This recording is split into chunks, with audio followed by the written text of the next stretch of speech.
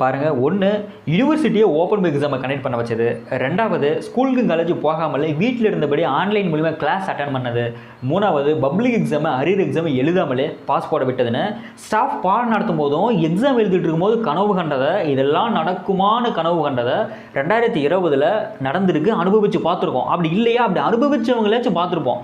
அதோட மட்டுமா கிடையவே கிடையாது. கனவுல நினச்சி பார்க்காத சில விஷயங்களும் எடுத்துக்காட்டுக்கு 2 சொல்கிறேன். சினிமா தியேட்டர் ரிலீஸ் ஆகக்கூடிய படம் ஓடிடியில் ரிலீஸ் ஆகும்னு எதிர்பார்த்தோம். டேரெக்டாக டே 1 ரிலீஸ் ஆகும்னு எதிர்பார்த்துருமா? நெவர். ஆனால் அது நடந்தது. அதே போல் மொபைல் ஃபோன் இல்லைங்கிற காரணத்துக்காக சூசைடு பண்ணுவோன்னு எதிர்பார்த்தோமா?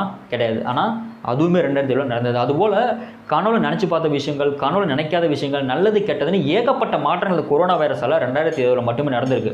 அந்த மாற்றங்களில் 5 முக்கியமான மாற்றங்கள் தான் இந்த வீடியோவில் 1 by 1 பார்க்க போகிறோம். அது 2020 உலக பொருளாதாரத்தில் ஏற்பட்ட மாற்றத்தை ஃபஸ்ட்டு பார்த்துருவோம்.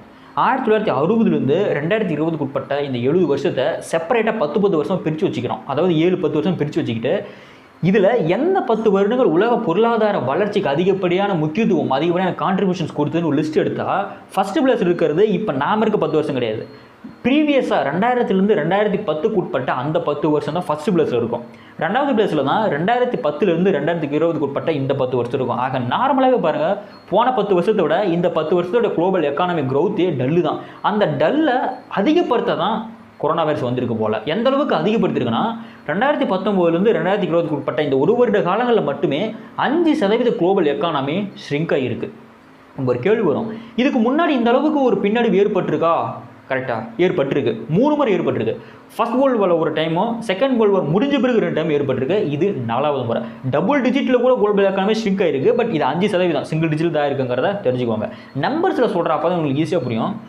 $4 trillion எஸ்டிமேட்டடாக எவ்வளோ இருந்ததுன்னா $91 trillion தான் 2020 டார்கெட்டாக இருந்தது. பட் இந்த கொரோனா வைரஸ் தாக்கத்தால் அது அப்படி பேக்கில் வந்து $87 trillion ஸ்டாப் ஆயிடுச்சு இந்த வருஷத்தோட குளோபல் எக்கானமி.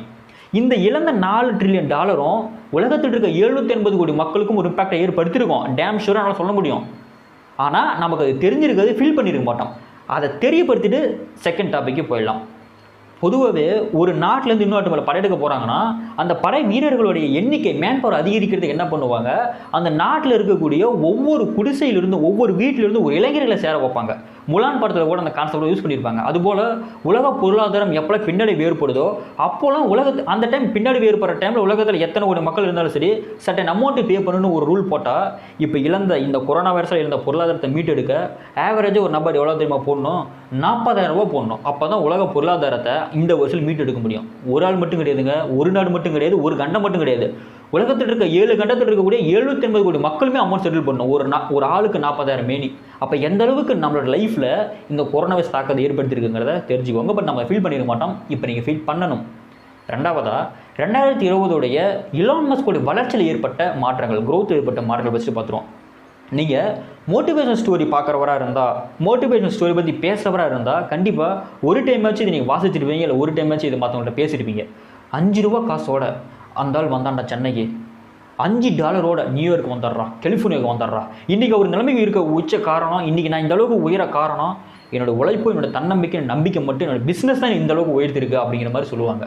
அதுபோல தான் $2 பில்லியன் அமௌண்ட்டோட 634வது பிளேஸில் உலக பணக்காரர்கள் பட்டியலில் 2012 வந்த எலோன் மஸ்க். அந்த 7 வருட காலங்களிலேயே அத்தனை பேர்த்தையும் தூக்கி வாரி போட்டு 2020 பாருங்கள் உலகத்திலே 2வது மிகப்பெரும் பணக்காரர்களை வந்து நிற்கிறார். $160 பில்லியன் மதிப்பு அவரோட நெருக்கத்துக்கு மட்டுமே இப்போ இருந்துகிட்டு இருக்குது. இதெல்லாம் பெரிய ரெக்கார்டு கிடையாது. மனுஷன் வச்ச ரெக்கார்டு என்ன தெரியுங்களா? நார்மலான காலத்தில் பார்த்தீங்கன்னா சிங்கிள் இயர் நெட் க்ரோத் கெயின்னு ஒரு டேபிள் இருக்குது. ஒரு வருஷத்தில் அவங்களுக்கு எந்த அளவுக்கு நெட் க்ரோத் கெயின் பண்ணியிருக்காங்கன்னு. அதன்படி இது வரைக்கும் மேக்ஸிமம் ரெக்கார்டாக இருந்தது இலான் மஸ்க் இல்லை, ஜெஃப் பிசோஸ் வச்ச ஒரு ரெக்கார்டு. $50 பில்லியன்லேருந்து $72 பில்லியன் வரைக்கும் வச்சார். ஆனால் அதை இலான் மஸ்க் பிரேக் பண்ணி $100 பில்லியன் இன்க்ரீஸ் ஆகி போயிருக்காரு. இது சாதாரண ரெக்கார்டு கிடையாது, இது ஒரு ஆல் டைம் ரெக்கார்டு. இனி வரப்போகிற பணக்காரர்களை அதை பீட் பண்ண முடியுமாங்கிறது கேள்விக்குறி தான். அந்தளவுக்கு ஒரு ரெக்கார்டு. நல்லா யோசிக்க வேண்டியது. நார்மலான காலகட்டங்களில் கிடையாது. கொரோனா வைரஸ்மான போன டாப்பிக்கில் தான் பார்த்துருப்போம், உலக எக்கானமி 5% ஷ்ரிங்க் ஆயிருக்கு அப்படின்னு. அந்த மாதிரி உலக எக்கானமி பின்னால் இருக்கும்போது இவருடைய க்ரோத் மட்டும் பாருங்கள், 8 மாதம் முன்னாடி போயிருந்துருக்குங்க தான் 2வது மாற்றம் இந்த கொரோனா வைரஸில் 2020 ஏற்பட்டது. சினிமா மார்க்கெட்டில் ஏற்பட்ட மாற்றத்தை பற்றி பார்ப்போம். மற்ற இண்டஸ்ட்ரியை கம்பேர் பண்ணும்போது சினிமா இண்டஸ்ட்ரியோடைய ரெவென்யூ க்ரோத் பார்த்தீங்கன்னா பெர் ஆனம்க்கு ரொம்ப ஸ்லோவாக தான் இருந்துகிட்டு இருக்கும். புரியுற மாதிரி சொல்லிட்டு நான் ஸ்டார்ட் பண்ணுறேன். ஒரு கிளாஸில் ஒரு நபராச்சும் இப்படி இருப்பாங்க. அதாவது 35க்கு கீழே எடுக்காமல் எபோவ் 50 எடுக்காமல் பார்த்தீங்கன்னா மாடரேட்டாக பாஸ், அதேமாதிரி அதிக மார்க் இல்லாமல் பாஸ் அப்படிங்கிற வேல்யூவில் வந்துட்டு இருப்பார்ல. அது மாதிரி தான் சினிமா மார்க்கோட ரெவென்யூவே பெர் ஆனம்க்கு பார்த்தீங்கன்னா $2 பில்லியன் அளவு தான் இன்க்ரீஸ் ஆகி வந்துகிட்டு இருக்கு. இப்படி ஓரளவுக்கு ஒரு க்ரோத்தை பார்த்து அப்படியே நம்ம வந்து நினைப்போம், தமிழ் சினிமாவில் 5 படம் 100 கோடி எடுத்துருச்சு, ஹாலிவுட்டில் ஒரு 10 படம் வந்து $1 பில்லியன் எடுத்துச்சோன்னா சினிமா மார்க் ரொம்ப உயர்ந்துச்சுலாம் கிடையாது. எக்கனாமிக் க்ரோத் படி பார்த்தீங்கன்னா சினிமா மார்க்கோட ரெவென்யூ கம்மியாக தான் இருந்துகிட்டு இருக்கும். அந்த அளவுக்கு ஏதோ க்ரோத் பார்த்துட்டு இருக்க இந்த சினிமா மார்க்கெட்டில் கொரோனா வைரஸ் அடித்த அடி 70% சினிமா மார்க்கெட் ரெவென்யூ 2019 போச்சு, காணா போச்சு. $13 பில்லியன் மட்டும்தான் 2019 சினிமா இண்டஸ்ட்ரியோட ரெவென்யூ. ரிமைனிங் வந்து ஒரு 36-38 பில்லியன் டாலர். பயங்கர லாஸ் சினிமா இண்டஸ்ட்ரிக்கு. லாஸ் யாருக்கு மிகப்பெரிய ஒரு பாதிப்புனா டிஸ்ட்ரிபியூட்டர்ஸுக்கும் தியேட்டர் ஓனருக்கும் தான் மேக்ஸிமம். ஏன்னா சினிமா அப்படிங்கிறது ஒரு செயின். படக்குழு, டிஸ்ட்ரிபியூட்டர், தியேட்டர் ஓனர், மக்கள். இப்போ என்னாச்சு, கொரோனா வைரஸால் டிஸ்ட்ரிபியூட்டர், தியேட்டர் ஓனர்ஸும் கீழே விழுந்துட்டாங்க. இதனால் படத்தை டேரெக்டாக பைபாஸ் பண்ணியாச்சு மக்களுக்கு. இந்த பைபாஸ் பண்ணது ஹெல்ப்ஃபுல்லாக இருந்தது ஓடிடி பிளாட்ஃபார்ம். உண்மையாக சொல்கிறேன், போன வருஷத்தை கம்பேர் பண்ணும்போது இந்த வருஷத்தில் ஓடிடி பிளாட்ஃபார்ம் 60% சப்ஸ்கிரிப்ஷன் கவுண்ட்டில் இன்க்ரீஸ் ஆகியிருக்குங்க. இந்த நிலைமை நீடிச்சிடக்கூடாது. ஏன்னா சினிமாவுடைய பாரம்பரியம் என்னன்னா, மக்கள் தியேட்டருக்கு வரணும், படம் தியேட்டருக்கு போகணும். இதுதான். இதை மீட்டு கொண்டு வரணுங்கிறதுக்காக மாஸ்டர் அப்படிங்கிற ஒரு படத்தை ரிலீஸ் பண்ணணுங்கிறதுக்காக தியேட்டரில் தான் ரிலீஸ் பண்ணி வெயிட் பண்ணிட்டு இருக்காங்க. பட் அது ஆல்மோஸ்ட் கன்ஃபார்ம், ப்ரொடக்ஷன்ஸில் கன்ஃபார்ம் பண்ணிட்டாங்க. இருந்தாலும் கொரோனா வைரஸோடைய நியூ மியூட்டேஷன்ஸ் இப்போ லண்டனில் பரவிட்டு இருக்குது. அது மூலமாக லண்டன்லேருந்து டெல்லிக்கு வந்திருக்காங்க, சென்னைக்கு வந்திருக்காங்க, கேரளா, மகாராஷ்டிரா, கர்நாடகா பதில் வந்திருக்காங்க. இதனால் இந்தியாவில் சில ஸ்டேட்டில் கர்நாடகா, மகாராஷ்டிராவில் நைட்டில் இப்போ லாக்டவுன் பண்ணிட்டாங்க. இன்னும் சிவியராக இது மாறிச்சுன்னா கண்டிப்பாக தியேட்டர் ஓப்பன் பண்ண வாய்ப்பே இல்லை. ஒரு எஸ்டிமேட்டட் ஸ்டடியில் வந்திருக்கு, 2021 முடிகிற வரைக்குமே மக்களை சினிமாவுக்குள்ள தியேட்டரில் கொண்டு வரது கஷ்டம் தானா. நாலாவதா எஜுகேஷன் சிஸ்டத்தில் என்ன மாற்றம் ஏற்பட்டுருக்கிறத பார்ப்போம். பட் அதை பார்க்குறதுக்கு முன்னாடி இதில் வந்து எந்த ஒரு கிராஃபும் இருக்காது, எந்த ஒரு ஸ்டாட்டிஸ்டிக்ஸும் இருக்காது. ஒரு ரியாலிட்டியாக எஜுகேஷன் கொடுத்துட்டு போயிருக்கு கொரோனா வைரஸ். அதை பார்ப்போம். ஆனால் அதை பார்க்குறதுக்கு கூட ஒரு ஃபன் ரிலேட்டிவ் ஒன்று இருக்குது. நான் முன்னாடி சொன்னல, இது மாதிரி காலேஜுக்கு போக வேணாம், ஸ்கூல்லேருந்து ஆன்லைன் கிளாஸ் அட்டன் பண்ணிக்கலாம், பார்த்து எக்ஸாம் எழுதி கொடுத்துலான்ட்டு. ஸோ இதெல்லாம் நம்ம கனவு கண்ட ஒரு விஷயம், இதெல்லாம் நடக்கணும், செம்ம ஜாலி இருக்கும்னு. ஆனால் இப்போ என்ன சொல்கிறாங்க, அதுவே பரவாயில்லங்கிறாங்க. என்னோட சர்க்கம்ஸ்டான்ஸில் இருக்கிறவங்களே நான் எக்ஸாம் ஹாலுக்குள்ளே போய் எக்ஸாம் எழுதினாவே தெரிஞ்சது எழுதிட்டு 1.5 மணி நேரத்தில் 1.25 மணி நேரத்தில் நான் பேப்பர் கொடுத்துட்டு வந்துடுவேன். இப்போலாம் எழுத கைவலி எடுக்க ஆரம்பிக்குது. அதே சமயம் எழுதுமே தோணுது, முடியலடா சாமி அப்படின்றாங்க. ஆக இது வெறுக்கிறாங்கன்னு நினைக்கிறேன். நீங்கள் அதை ஃபீல் பண்ணியிருக்கீங்களா அப்படிங்கிறத கீழே கமெண்ட் பண்ணுங்கள். இப்போ வாங்க நம்ம அந்த ரியாலிட்டி என்னன்னு பார்த்துருவோம். எஜுகேஷன் சிஸ்டம் அப்படிங்கிறத வந்து ஒரு பெர்மனண்ட்டான ஸ்ட்ரக்சர்னு நமக்குள்ளே புகுத்திருக்காங்க. அதனால தான் 10th 12th ஃபெயில் ஆகிட்டு சோசியல் அட்டன் பண்ணிக்கலாம், அரியர் வச்சுட்டு பொழைக்க முடியாதுன்னு இது மாதிரியான விஷயங்கள்லாம் புகுத்தப்பட்டிருக்கு. ஆனால் அதெல்லாம் உடச்சி எதுவுமே இங்கே பர்மனெண்ட் கிடையாதுன்னு சொல்ல வந்தது, கற்றுக் கொடுத்தது தான் கொரோனா வைரஸ். வாழ்க்கை வாங்கையில் தான்டா.